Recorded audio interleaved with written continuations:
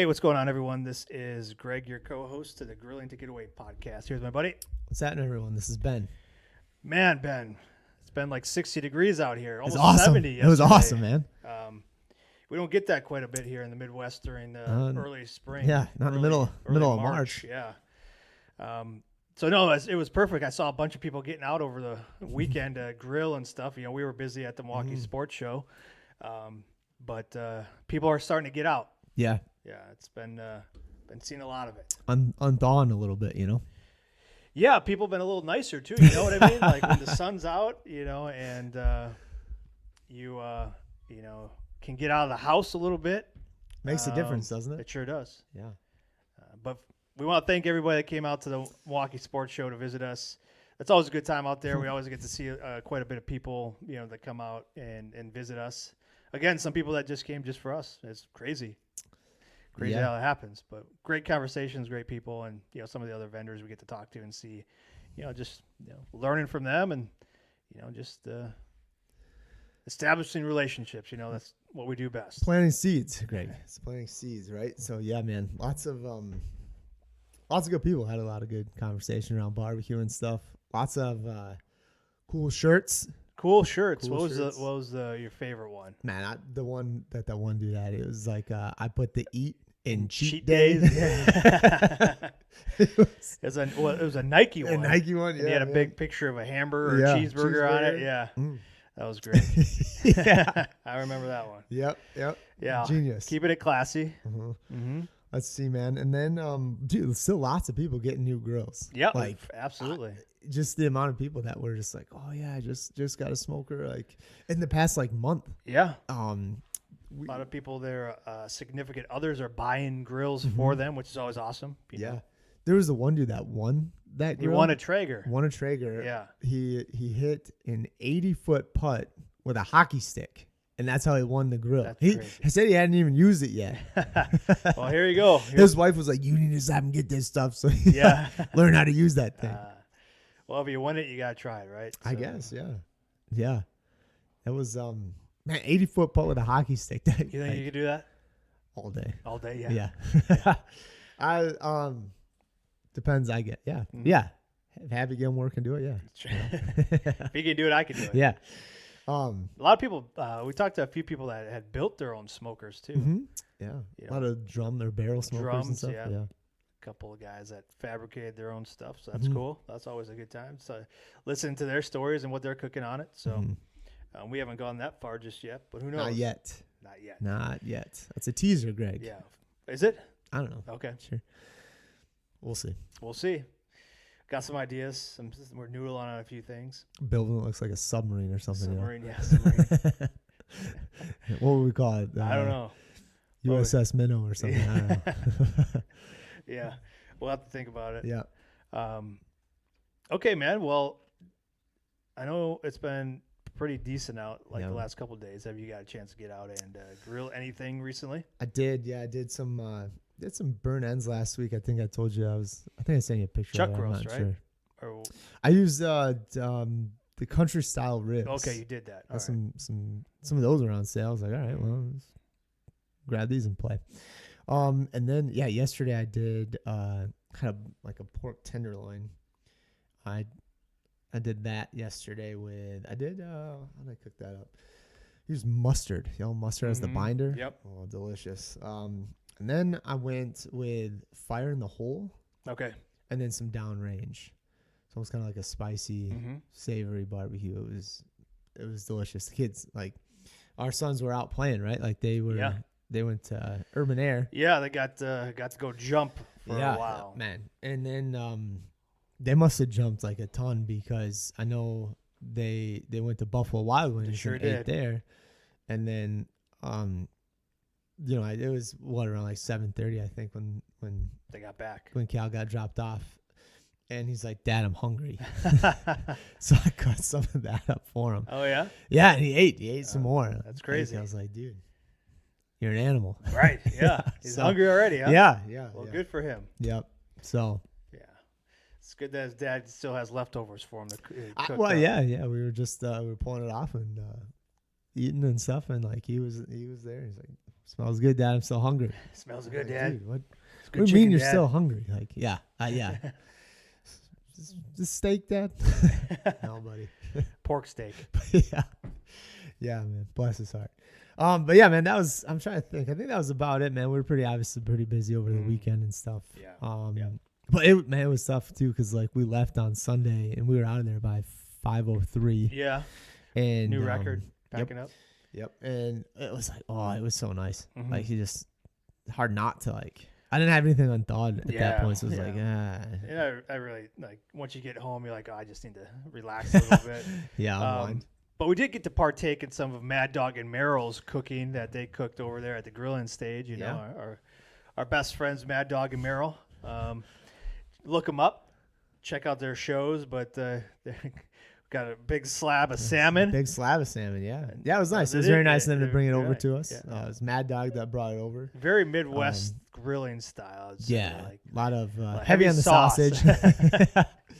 Yeah. So they partner with Usinger's sausages. So they talked a little bit about like how they do their sausage. So again, like heavy sauce, and then their salmon was heavy sauce. So not typically how I would do it, but we got to try it out. Good flavor, but And you're cooking it inside, like inside, you're kind of limited within a half hour time frame of what you can do. So, and you don't know like the technical abilities of everybody in the crowd, which I will say they had full crowds for just about every session they did.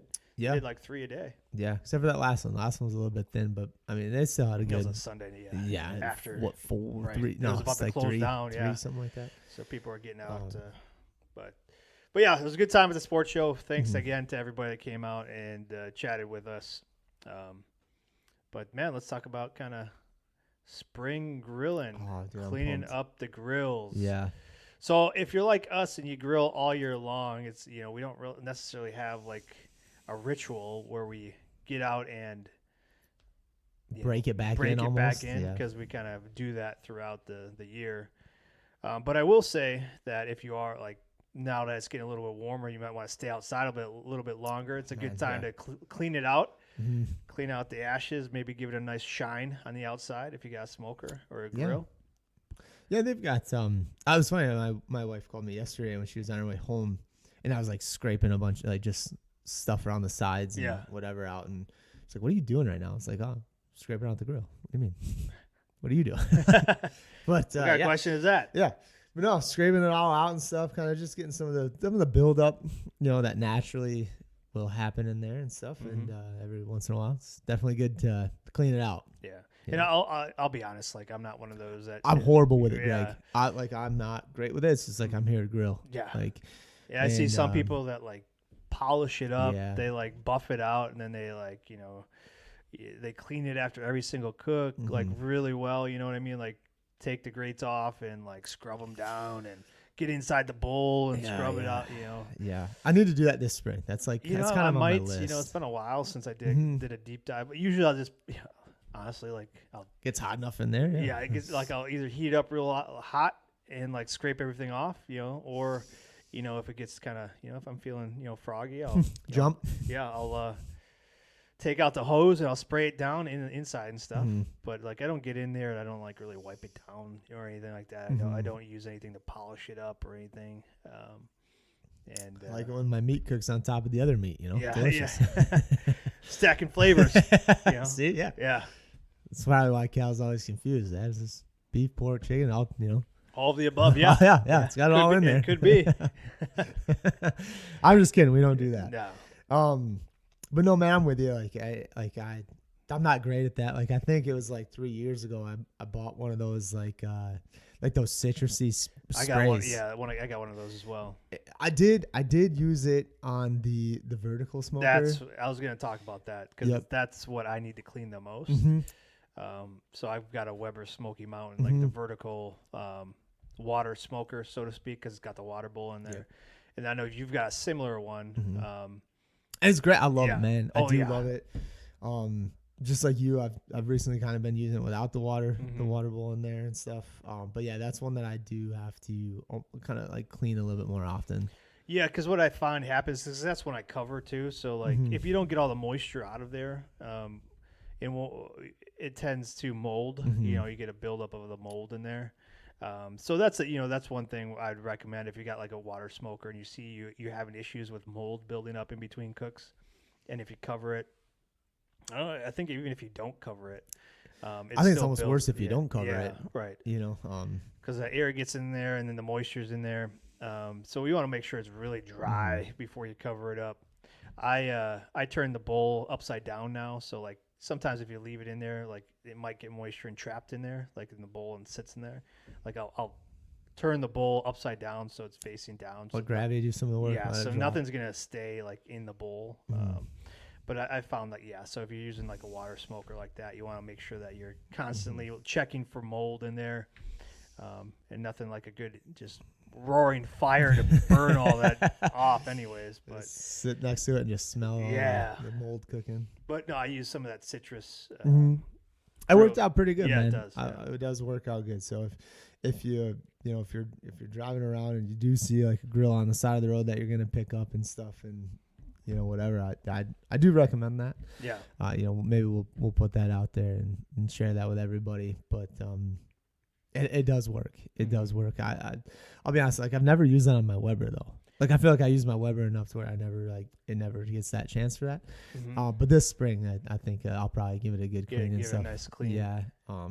So how are you gonna do it? Just with the citrus, or what are you gonna get? See, I don't even know yet. I don't even know what I want to do. I know I want to get in there and I've got like one of those nice like little scrapers and stuff. Kind of I think it was like $1. One of those plastic like scrapers. Yeah. That you can use for like caulk on the walls or whatever, right? Okay, Like yeah. I just got one of those just because I picked up a grill not like along the road, like I don't know. It's probably been a couple of years now, but I got it for that just to clean this thing out. That thing out, Clean the bad boy out, and and with that one too, like it was in a little bit of rough shape, so I got new grates and everything for it, so I wasn't too worried. Yeah. But yeah, I kind of got that to just clean it out and stuff, so I'll probably use that again, clean out, just get some of that gunk and the soot and stuff, all that build up, and get it back to newer status, I guess. Newer. Yeah. So if you don't use yours year round, and some things that we've seen in the past before you fire it up, right? If you got a propane, if you got like a pellet, we've at least I've seen, I don't know if you've seen, but like just pictures on the internet of people like starting their grills up without checking underneath the hood. Ooh. And you got like a Some rat's mice. nest in there, or you got squirrels in there, Hey, man. snakes I've seen. Good eating. So you want to be cautious of that, yeah.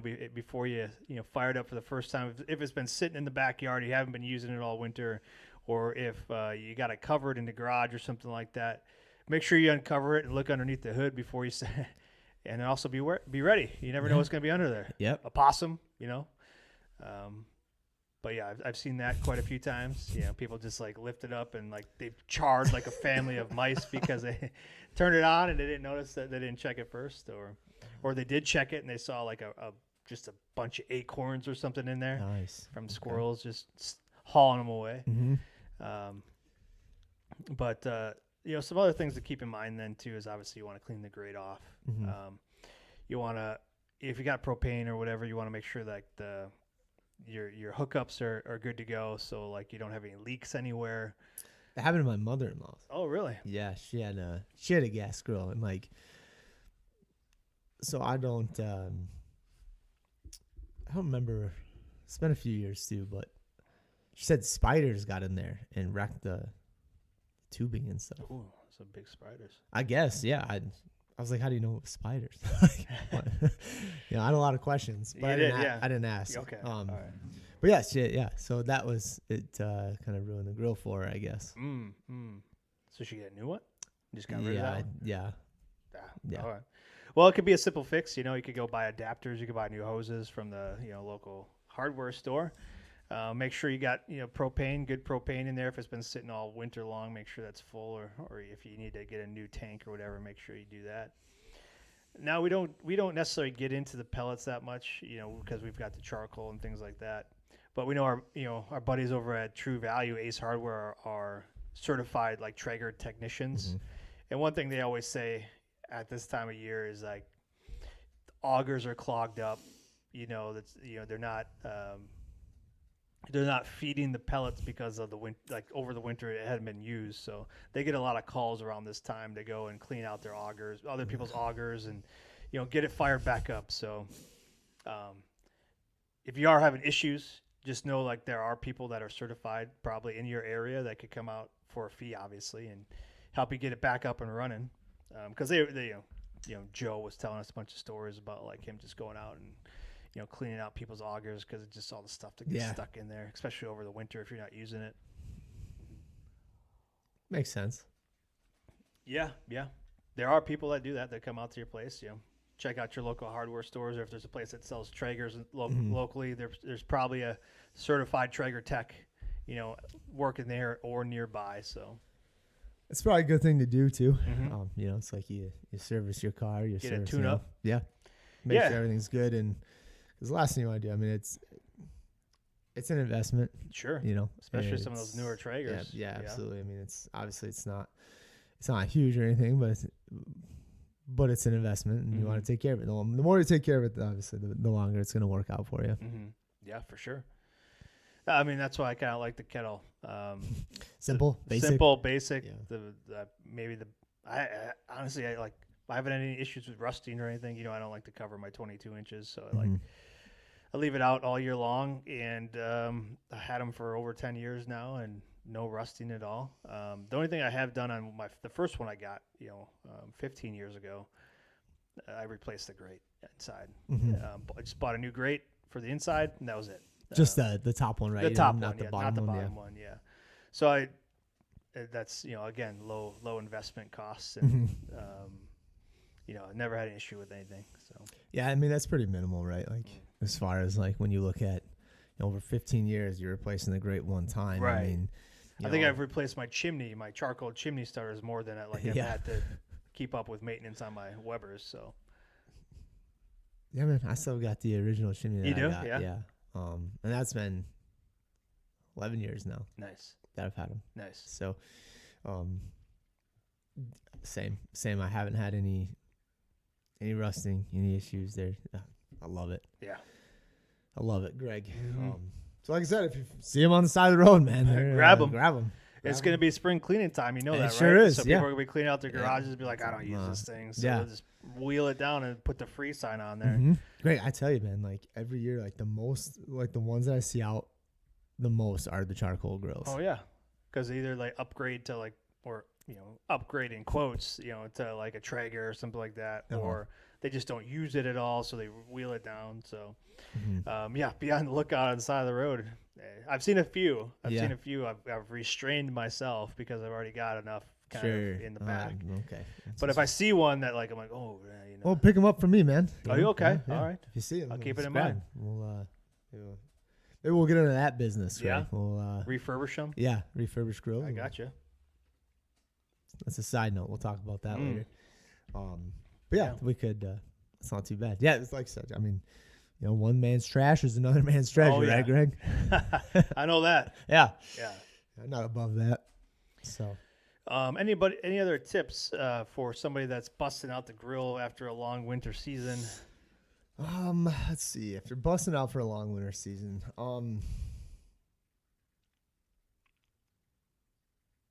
don't know. I'd probably do like a dry run. Yeah. Real quick. Kind of go hot and fast. Just get it up to heat. Get a burn going. Yeah. To clean everything out. Yeah. It's kind of what you do like when you break in a new one, right? Like you just you heat it up, maybe get all that like assembly stuff off of there, before you put some food on there. Maybe do that when you bust it out here. Get real hot, clean out some of that stuff. Yeah, just reseason it. It's been sitting all winter and stuff like that. I mean, that's what I would do. That's probably what I would do before I cooked anything on it right away. Sure. No, I don't think anything else though. All right, man. Well, sounds good. I don't have any other tips. Those are the big ones right now for us. Make sure you kind of check it underneath the hood before you fire it up. Clean out the grates or whatever if you need to. Like if you feel like it. Otherwise, you might have a mess on your hands if you don't. Well, you get some kind of a nice little surprise, a little roast in there or something. Yeah. Yeah, if you got propane or pellets or whatever, make sure you do a tune-up. Make sure that you got the proper equipment and there's no clogs or any issues with any of your cords or hoses. And then just get out and grill, man. Mm-hmm. Yeah, like you said too, it's been warming up at least over here and stuff. Like, I told you, we were stuck inside the big expo building all weekend. And it was, people kept telling us, how nice it was. Yeah. And, in the mornings when we would drive up, it's like the sun's, coming out and starting to warm up. You're like, man, we could be out grilling right now. Be out there. Which is okay. I mean, right. But I think I told you, it was like, man, I'm going to figure out something. I'm going to do a nice long cook sometime this week and just sit outside. Literally just sit outside. I mean, yesterday was great. We opened up all the windows in the house, man, and turned the furnace off and just let some of that fresh air. Yeah. Oh, it felt so good. Yeah. It was so good. Same here. We opened the windows up a little bit. And the boys have been outside just playing. Nonstop, yeah. It's been great. Yep. We talked to a lot of people, too, at the show. Like, I got ribs going on tomorrow. Or I got some chicken I just pulled out today I'm going to be doing tonight, you know. So, that we get to live vicariously through some people we talk to, and help them with their cooks or whatever. How are you going to do that? Yeah. So, it was good. It's always good, though, to talk to people, even though we can't be out there. Yeah. Anything stand out to you cook-wise that you talked to this weekend? Nothing really stood out to me. I did talk to one gentleman who was saying that he's kind of moved past the brisket and has been just really like smoking chuck roasts and things like a brisket for obviously cost savings and then but time savings. Yeah, that stood out to me. Like he was jumping on the chuck roast trend, which seems to be that way right now because people jumped on the brisket trend, so now they're hard to come by and really expensive. But he was like, no, I've been doing just a lot of chuck roast, So I talked to a few people that again, ribs was a big thing. People continue to just want different flavors for ribs or pork. Let's see. And the sports show. So I talked to a few people about fish and venison and bear. So gentlemen, did someone say bear? Yeah, bear. Nice. Okay, had some bear meat, which we've had before, which is good. Mm-hmm. But no, nothing other than that. Those a lot of the kind of the what do you put on beef or chicken, those types of conversations. Yeah. Yeah, man, I talked to one guy. I remember he had just gotten a grill, I think within the new year. Man, he's like, yeah, I've been using it. I was like, oh, well, what have you been cooking? And he's like, well, I've done like ribs, I've done brisket. I was like, man, you jumped in real fast, huh? And he goes, yeah, I just I wanted to try it. And that was kind of like what he said about it. Yeah.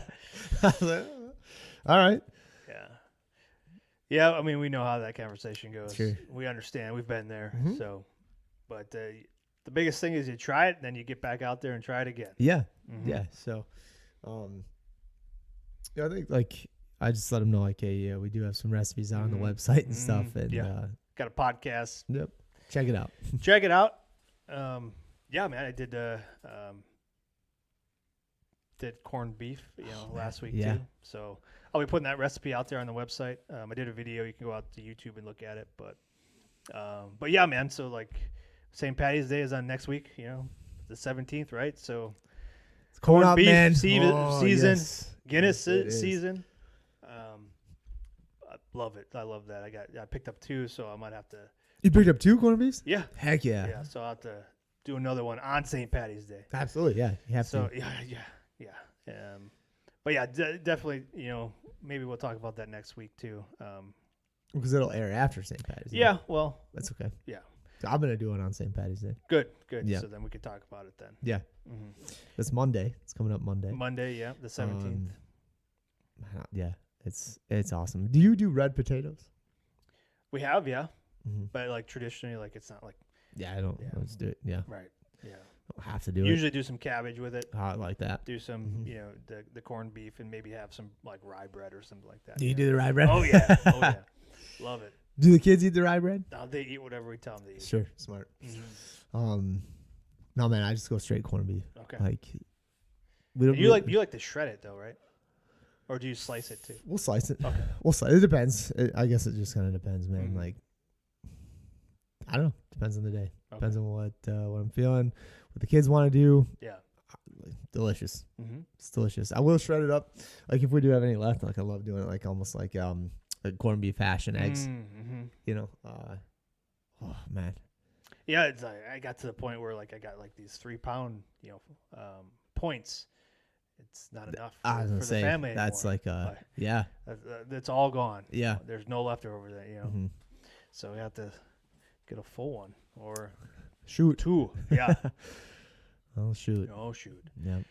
All right, man. Well, let's talk. Yeah, we'll talk about that next week. So, but if you want to, see what we did beforehand, you can go out to YouTube and look at how I did my corned beef. It's out there, and then we'll put the recipe in our newsletter this week, and then we'll talk about it next week. Okay. We need to pick a winner. We need to pick a winner. All right. So, man. this month we are giving away our Memphis style seasonings, pop It's been smoke. crushing it. It has been. It's been moving really well. It's I've been using it a lot lately too. You posted that the video of the smoked mac and cheese. Oh yeah. Or use that in there. It's nice, man. If you're having a lot of people over, it's one we recommend quite a bit because it doesn't have any heat to it. Both of us used it on our turkey this past Oh, yeah. Thanksgiving. It's great on poultry. Yep, pairs really well with poultry. I mean, People have told us it's really good on pork. I mean, we use it on pork as well, but like people come up and tell us, Yeah. "Hey, man, this is really good on pork. I use it on my ribs all the time." So yeah, I've had people use it on brisket as well. Mhm, You know, again, it's odd to be honest. Like around Easter time, I put it on the like deviled eggs Oh yeah. when we make them at the house and stuff. Yeah, it's definitely one that like I said, I mean, it's one you can play with. Yeah. I started doing it like in the mac and cheese, and like there was no recipes obviously that like Mhm. really call for that. I was like, oh man, I bet this would be fantastic in there, and it does. It works well. It's just That's awesome. hot sauce. I said that's awesome. Oh, I was like yeah, you can Could use do hot sauce too. too. Yeah, great idea, Greg. Especially mac and cheese. All right, well, I got one here. I picked a random winner here from our email subscriber list.